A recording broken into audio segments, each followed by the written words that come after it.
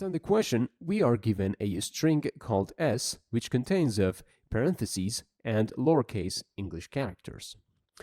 Now, our task is to remove the minimum number of these parentheses in any positions. So the positions of these parentheses are not important to us, so that the resulting string is valid. And then we have to return these valid strings, or maybe one valid string. It also gave us the definition of a valid parentheses string. Now let's take a look at this example to understand it better.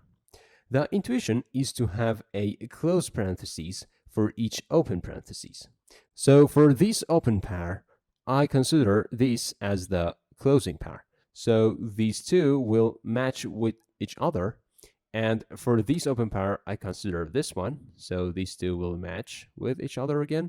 And this one will be the extra. So I have to remove this one to make this string valid. Or as another, let me erase them first. So as another solution, I can consider this as the closing pair for this open pair. And for this open pair, consider this as the closed pair. So these two will match with each other, and these two will match with each other too. And this would be the extra parentheses. And the resulting string would be something like, so we don't have this one, but we have this one. Now let's see how can we implement this idea on the next section.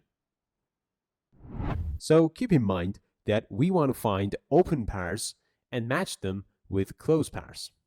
To do so, we need a stack that I called open parentheses to keep the open pairs indexes in it, and a set which I called remove indexes to keep the indexes of the extra pairs, and also a string builder that I called answer to save the final answer in it.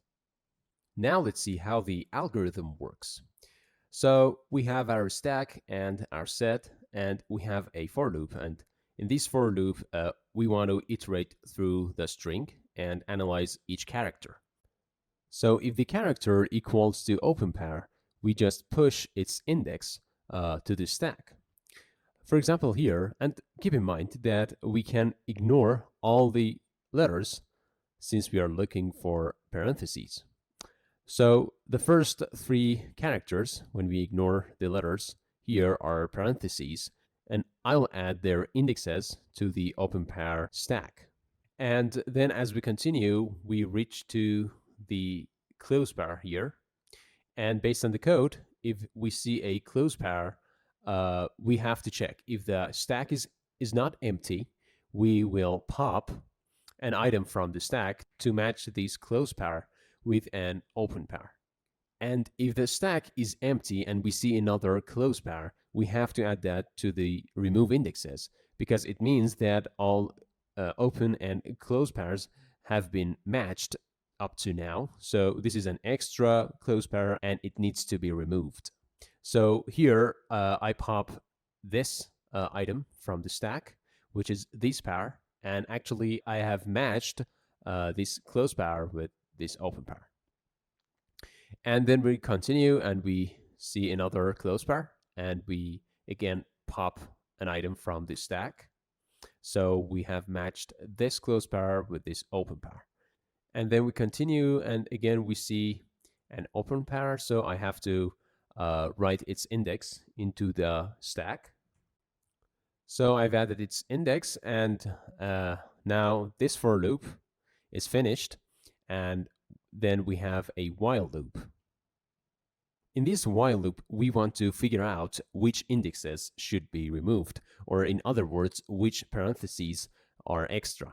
So while the stack is not empty, we add the items of the stack to the remove indexes set.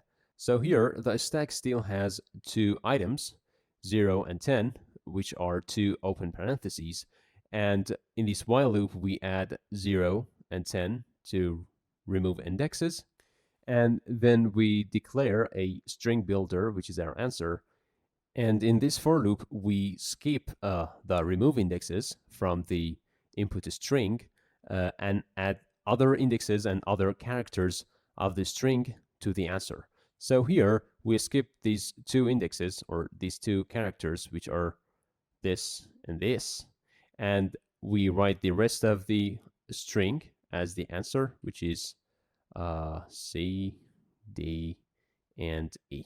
So as you can see, the resulting string has valid parentheses in which these two pairs match with each other, and these two will match with each other too.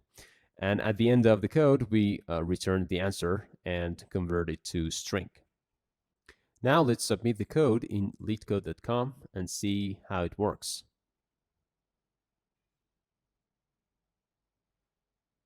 So it's been accepted, and now let's talk about time and space complexity. The time complexity is an order of n, since we have 3 loops here, as you can see, and the operations in each loop takes O1. And also the space complexity is the same, and it's O of n, since we have a stack, a set, and a string builder, and their maximum size in the worst case would be n.